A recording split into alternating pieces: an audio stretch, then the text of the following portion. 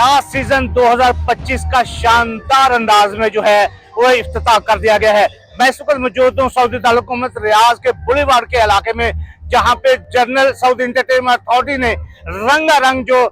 Saudi ये जो रियाज season है इसका इफ्तिताह कर दिया है। इसमें 30,000 से ज्यादा सऊदी शहरियों समेत पाकिस्तानी और दीगर जो गैर मुल्की थे उन्होंने इस शानदार तकरीब को उन्होंने देखा है। यहाँ पे अगर मैं इस तकरीब का हवाला आपसे बयान करूं तो इसका रंगारंग जो इफ्तिताह है, इस रोड को जो नाम दिया गया था इसको न्यूयॉर्क टू रियाज का नाम दिया गया था, जिसमें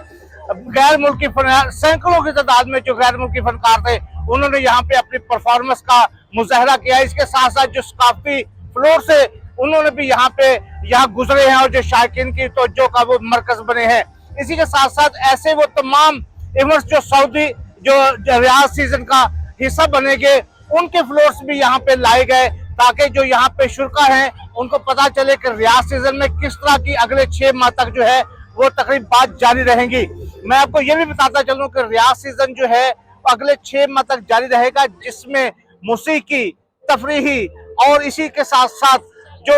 बैनुल कौमी हारमोनी है उसके हवाले से भी तमाम मुल्कों के जो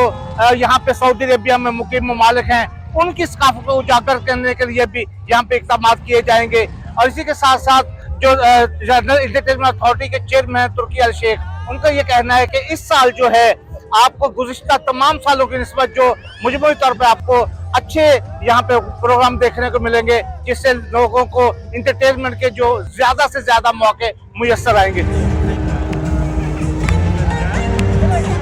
गुज़श्ता 4 साल से हम ये इवेंट को ज्वाइन कर रहे हैं, लेकिन इस दफा पिछले 4 सालों से बिल्कुल मुनफरिद था और बहुत ज्यादा शायकीन की तादाद थी और यहाँ पर बहुत मजा आया है। और बहुत सारी गैर मुल्की जितने भी हैं यहाँ पर सऊदी अवाम के अलावा बहुत सारे लोग आए हैं और सबने मिलकर बहुत एंजॉय किया है।